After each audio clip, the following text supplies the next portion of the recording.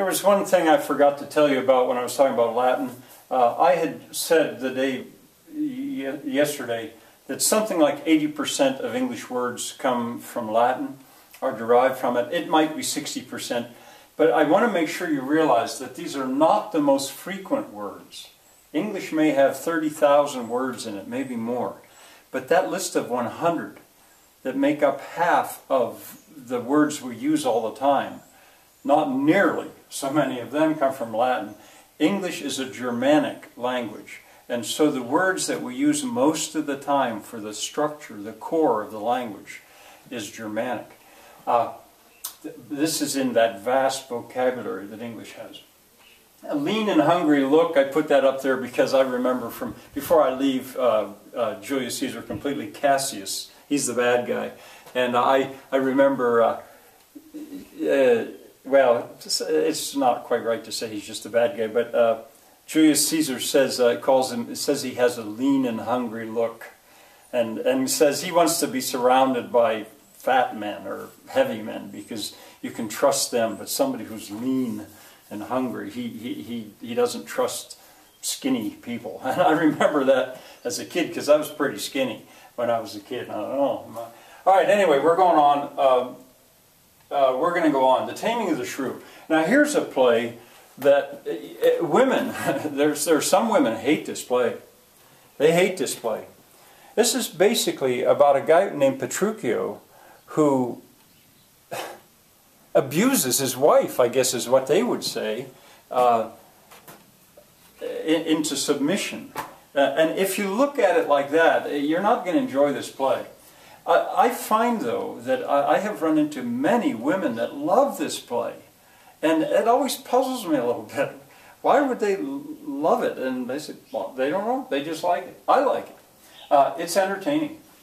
I've used it many years. I showed most of it to classes of students, and they liked it. I had quite a few say they liked it better than Much Ado About Nothing because it was easier to understand, they felt.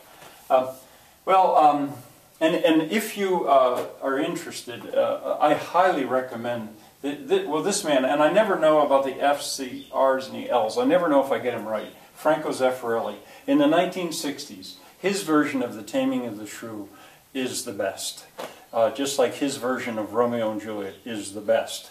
He also did the movie Brother, Sun, Sister, Moon that I told you about St. Francis of Assisi. All right, well, Kate she's the oldest of two daughters. Baptista is the father. Her younger sister is Bianca. And Petruchio is the guy that tames her. When Franco Zeffirelli did this, Elizabeth Taylor was married to Richard Burton. Richard Burton played this part, Liz Taylor played that part. It's really wonderful. They did a great job. Anyway, it takes place in Padua, and Baptista is a rich guy, one of the richest guys in Padua, and he's got these two daughters. But everybody wants to marry the younger one, but Bianca, because she's pretty, she's mild, she's rich. But nobody wants to marry Kate because she's a shrew. It rhymes with rich, the modern day the word that we use for it, except it isn't quite the same. One character at one point said he would rather be married to hell than to be married to her. They're afraid of her. She'll rip into you with her fingernails, and she's nasty. You just have to be crazy to marry her, even though she's rich. Well, into town comes Petruchio. He says, he's from Verona. He says, I come to wive it wealthily in Padua. If wealthily, then happily in Padua. He's a bachelor. He wouldn't want to be married at all, except he's run out of money. He's been living up in his father's estate. It's run down. He's living a good life with his buddies. He doesn't want a woman, but he needs money. So he comes down, and the suitors that are trying to marry Bianca, they agree with him, or they get him to agree to go try to marry Kate, because Kate is going to have to be married first before anybody can marry Bianca. Now there's more to the story than I'm going to tell you. There's a whole subplot here But you know, I'm just giving you a taste of these. The widow. I'll mention her in a little. Anyway, he does tame her down. He tames her down, largely seemingly by. I don't like to use the word abusing her. He's just forceful. He's strict, and she doesn't want to get married. But in Zeffirelli's version, it's funny. She's going to go to the altar and she's going to say, "Do you marry this man?" And she's going to say, "I do not."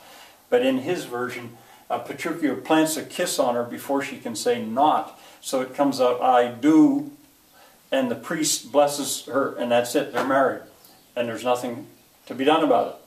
Now that doesn't. She's still a shrew. She's not tamed. Now she's just a married shrew, and it goes on. He finally does tame her down. I like this. This is fun, and 10 Things I Hate About You is a teen version of it. One of the best teen movies I think ever made. Kiss Me Kate was a musical version by Cole Porter. That's where I say whence. That's from where we get the song Wunderbar, German for wonderful. Also, I think, very entertaining. I'm going to read or quote a speech from Act 4. I think it's Act 5. I think I have that wrong. I think it's Act 5. Yeah, that's Act 5. It's the last act, Scene 2. This is very nearly at the end of the play. Oh, how should I tell you what? Yeah, I'll tell you. At the end, they're at a banquet, and nobody believes that Kate has been tamed, and the wives withdraw. That's after a joke. At this point, there are 3 wives. Bianca by now has been married, and one of the suitors had to settle for this ugly old widow who was wealthy, and Kate's married. There's 3 of them. At one point, Petruchio commands Kate to fight with the widow for insulting her. And he says, "To her, Kate." And the one guy says, "To her, widow." They're going to fight. And Petruchio says, 100 crowns, my Kate will lay her flat. And the other guy says, "That's my office." Well, that's a bawdy joke, to lay her flat.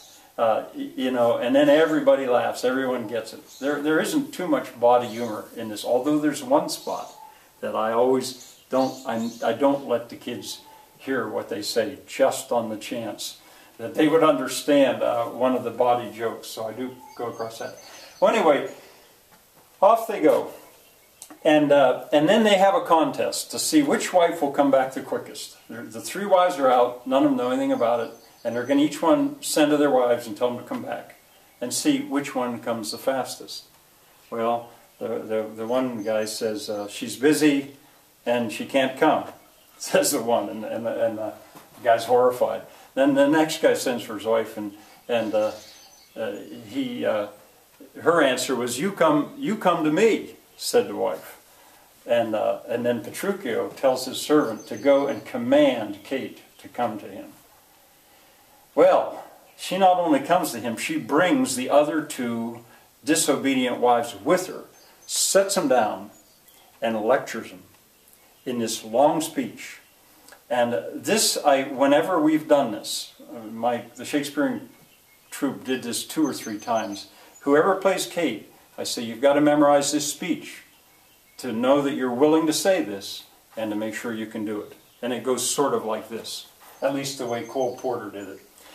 "I am ashamed that women are so simple, to offer war when they should kneel for peace, and seek for rule, supremacy, and sway when they are bound to love, serve, and obey. Why are our bodies soft and weak and smooth, unapt to toil and trouble in the world? But that our soft conditions and our hearts might well agree with our external parts.